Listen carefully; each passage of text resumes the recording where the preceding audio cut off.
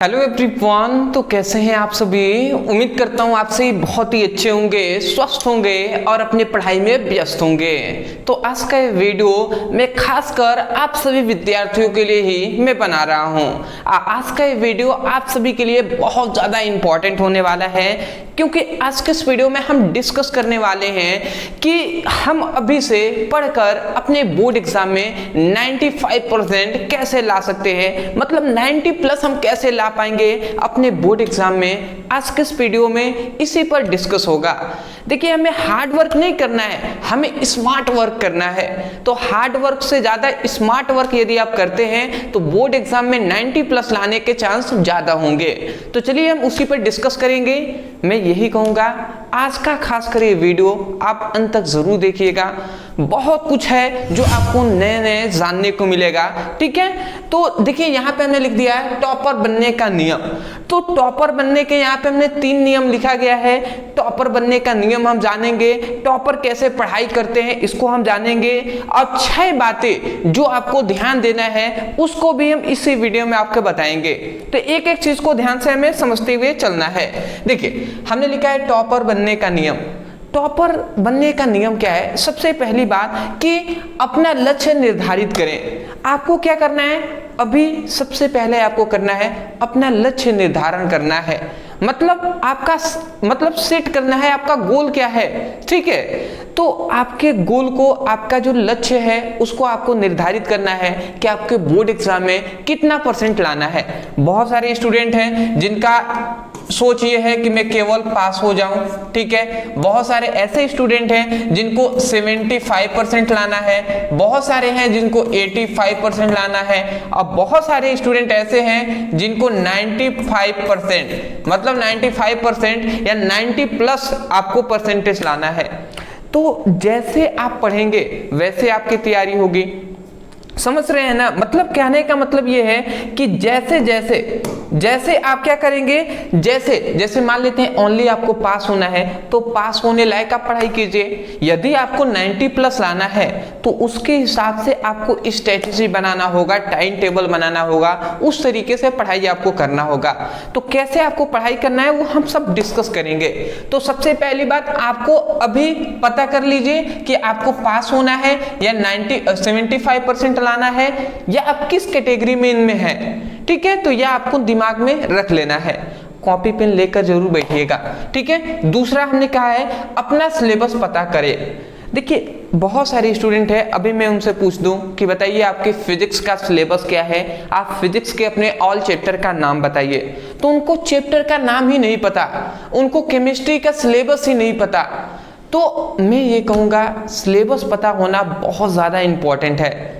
बताइए, आप 12th की पढ़ाई कर रहे हैं, आपके फिजिक्स के आपके 14-15 चैप्टर हैं, तो आपको 14 चैप्टरों का नाम ही ना पता हो तो आप क्या पढ़ाई कर रहे हैं। तो सबसे पहली बात, आपको अपना सिलेबस अकॉर्डिंग आपको पढ़ाई करना है। बहुत सारे स्टूडेंट हैं जो यूपी से हैं, ठीक है। बहुत सारे होंगे जो क्या है बिहार बोर्ड से हैं, बहुत सारे एमपी बोर्ड से होंगे, बहुत सारे राजस्थान बोर्ड से होंगे, ठीक है। बहुत सारे झारखंड बोर्ड से होंगे, अलग अलग स्टेट से सभी स्टूडेंट पढ़ाई कर रहे हैं। देखिए, सभी बोर्ड के जो सिलेबस है आपको अपने अकॉर्डिंग चूज कर लेना है कि आपको एमपी बोर्ड में क्या लग रहा है, यूपी बोर्ड में कैसा आपका सिलेबस है, तो उसके अकॉर्डिंग आपको पढ़ाई करना है।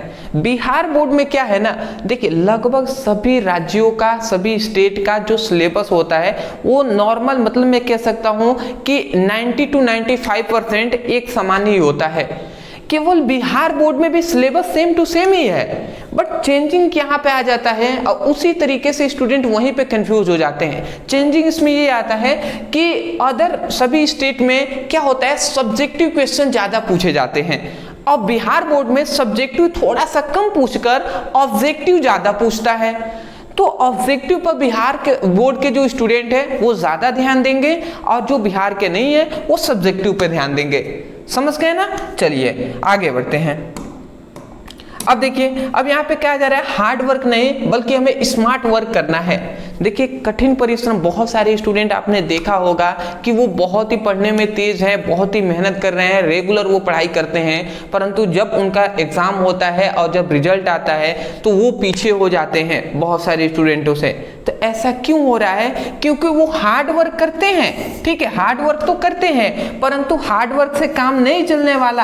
अभी के समय में हमें स्मार्ट वर्क करना होगा। और क्या है स्मार्ट वर्क, वो सब हम अब डिस्कस करेंगे। तो ये सभी पहले आप तीनों को कॉपी में लिख लीजिए कि अपना लक्ष्य निर्धारित कर लीजिए, कितना आपको परसेंट लाना है, आपका सिलेबस पता करना है। अभी आप वीडियो देखने के पश्चात आप अपना सिलेबस अकॉर्डिंग पढ़ाई कीजिएगा, सिलेबस को आपको पता कर लेना है, ठीक है। पहला ये होमवर्क आपको अभी मैं यहाँ पे, ये आपका लिए होमवर्क हो गया, इसको याद रखेंगे। तीसरा आ गया जो हार्ड वर्क नहीं करना है, स्मार्ट वर्क करना है, वो कैसे, चलिए अब हम बताते हैं। देखिए हमने लिखा है टॉपर कैसे पढ़ते हैं। यदि आपको टॉपर बनना है तो टॉपर की तरह ही आपको स्टडी करना होगा। तो अब समझते हैं कि कैसे टॉपर स्टडी करते हैं, और एक एक चीज को समझते हुए हम चलते हैं जी। देखिए यहाँ पे कह रहा है कितने घंटा पढ़ना है यह निर्धारित करें, ठीक है, कब पढ़ना है ये नहीं। इसका मतलब आपने समझा, मतलब यहाँ पे ये कह रहा है कि कितने घंटे आपको पढ़ना है ये आपको निर्धारित करना है, ठीक है। ये नहीं कि कब पढ़ना है इसको आपको निर्धारित नहीं करना है। इसका मतलब ये है, बहुत सारे स्टूडेंट हैं, मैं अभी देखता हूँ, मैं अपने जो जहाँ पे रहता हूँ वहाँ पे मैं देखता हूँ स्टूडेंट क्या करते हैं, टाइम टेबल बनाते हैं। वो कैसे लिख देंगे कि भैया मुझे सुबह में 7 बजे से मतलब 5 से 7 बजे तक पढ़ाई करना है, या शाम को लिख देंगे कि 7 से 8 बजे तक हमें फिजिक्स पढ़ना है, 8 से 9 बजे तक हमें केमिस्ट्री पढ़ना है। तो इस तरीके से पढ़ाई वो लिख देते हैं।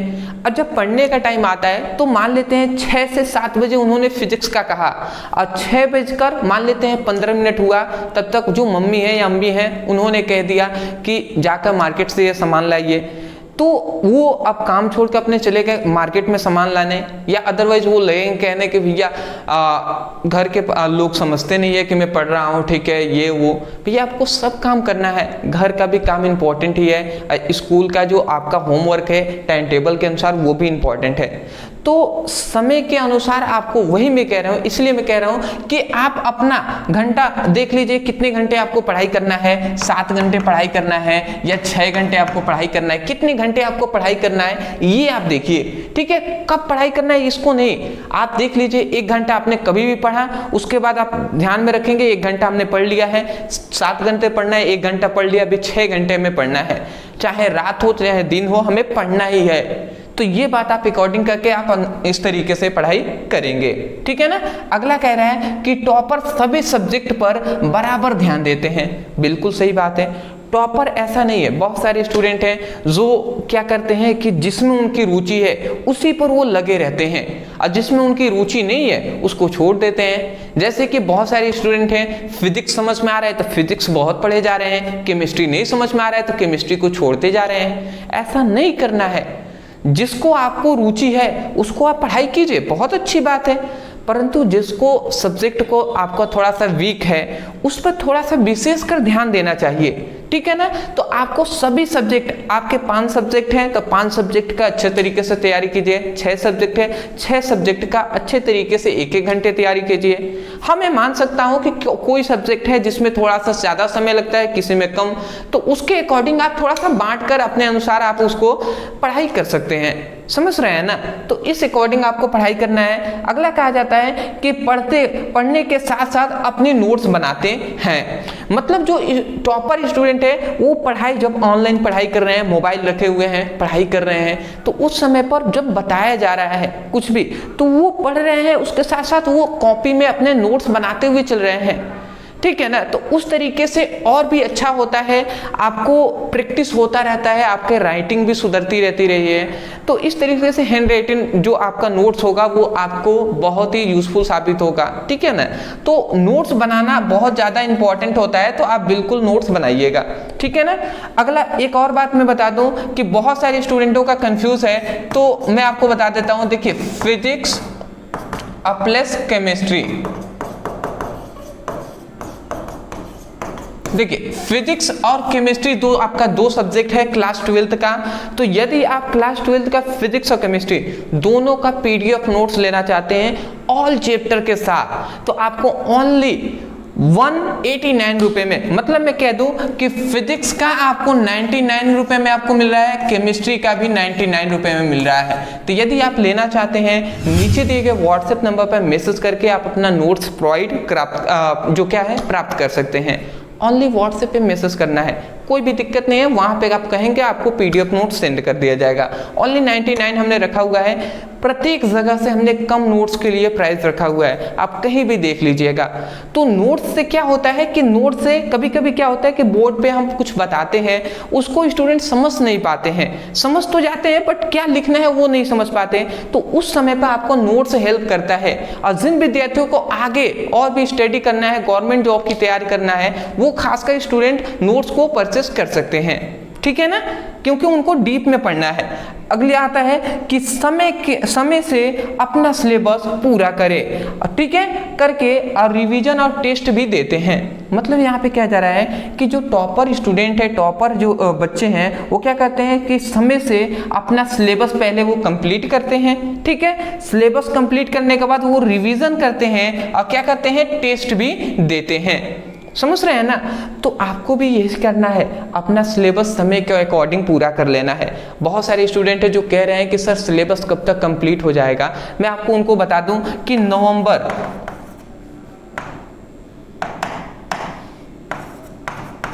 नवंबर तक हम आपका सिलेबस पूरी तरीके से कंप्लीट कर देंगे। जैसे ही दिसंबर आता है, दिसंबर में हम क्या करेंगे, आपका रिवीजन स्टार्ट कर देंगे। दिसंबर में आपका रिवीजन होगा फिजिक्स और केमिस्ट्री का, उसके साथ साथ हिंदी और इंग्लिश की भी आपकी तैयारी चलती रहेगी। और जो जनवरी और फरवरी है, जनवरी और फरवरी जो आपका जो बच जा रहा है, इसमें हम आपको ओनली बोर्ड एग्जाम में जो क्वेश्चन पूछे जाते हैं उस पर आपको प्रैक्टिस कराया जाएगा, टेस्ट लिया जाएगा, ठीक है। तो इस तरीके से कराया जाएगा। नवंबर तक आपका सिलेबस कंप्लीट, दिसंबर में आपको रिवीजन कराया जाएगा फिजिक्स, केमिस्ट्री, हिंदी, इंग्लिश का, और अंत में आपका जनवरी फरवरी में आपको क्या किया जाएगा, जितने भी इंपॉर्टेंट अभी तक बोर्ड एग्जाम में क्वेश्चन पूछे गए हैं उसके अकॉर्डिंग हम तैयारी आपको कराएंगे। प्रीवियस ईयर के जो बोर्ड एग्जाम के पेपर हैं उन सभी की हम तैयारी आपको कराएंगे, ठीक है ना, निश्चिंत रहना है आपको, ठीक है। उसके बाद यहाँ पे टॉपर जो होते हैं वो निरंतर क्या करते हैं, मेहनत करते रहते हैं, मतलब लगातार वो क्या करते हैं, हमेशा पढ़ाई करते रहते हैं, ठीक है। पर डे 5 घंटा उन्होंने चूज कर लिया, 5 घंटा ही पढ़ना है, तो पर डे उनको 5 घंटा वो पढ़ते ही पढ़ते हैं, कंसिस्टेंट रहते हैं अपने कार्य के प्रति। तो आपको भी कंसिस्टेंट रहना है और इस तरीके से मेहनत करना है। देखिए इसमें से बहुत सारे स्टूडेंट हैं जो सब समझ गए हैं, नोट्स में लिख नहीं रहे हैं, भैया सब भूल जाएंगे आप, अभी वीडियो समाप्त होने के बाद भूल जाएंगे, अभी भी समय है तो आप सही इस्तेमाल कीजिए। इन सभी को आपने कॉपी में लिखते हुए चलिए और एक इसको जितना भी हमने यहाँ पे लिखा हुआ है उसको एक पैराग्राफ में लिखकर आपने जो आपके पास में जो दीवार है उस पर चिपका दीजिए, या कोई भी पिन से आप उसको स्टेपलर कर दीजिए, जिससे कभी भी आपको ये सब बातें याद रहें, ठीक है ना।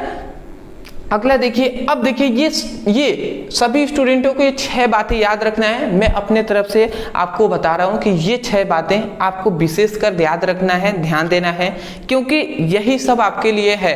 और ये ऐसा नहीं है कि ये सब कुछ आप जानते नहीं है, सब जानते हैं, परंतु मैं हमेशा से कहता हूँ, अब भी मैं कह रहा हूँ, जानने से कुछ नहीं होता। लोग कहते हैं जो क्या है, नॉलेज इज मनी है या नॉलेज इज पावर है। भैया जानने से कुछ नहीं होता, करने से होता है। तो आप जानिए नहीं, जानकर भी अनजान जो रहते हैं वो कुछ नहीं कर पाते। तो जानने से कुछ नहीं होगा, करने से होगा। तो आप भी करने पर ध्यान दीजिए, ठीक है ना।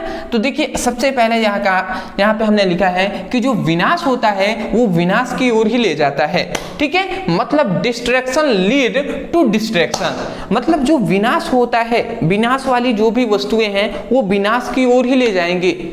जैसे कि अभी के समय में आपको डिस्ट्रैक्ट करने वाली बहुत सारी वस्तुएं हैं, जैसे कि मोबाइल है। मोबाइल ऐसा नहीं है कि खराब वस्तु है, बेकार है, ऐसा नहीं है। उसका सही इस्तेमाल करें तो वो आपके लिए बहुत ही यूजफुल है, ठीक है ना। जैसे कि अभी मैं आपसे सिंपल में कहूँगा, इंस्टा है, ठीक है, इंस्टाग्राम है, फेसबुक है, मूवी है, वेब सीरीज है, इन सभी को आपको साइड रख देना है, ठीक है। अदर बहुत सारे हैं तो उन सभी को आप साइड रख के अभी आपके पास टाइम है तो पढ़ाई कर लीजिए, पढ़ाई में बेटर रहेगा, मैं तो यही कहूँगा, ठीक है ना।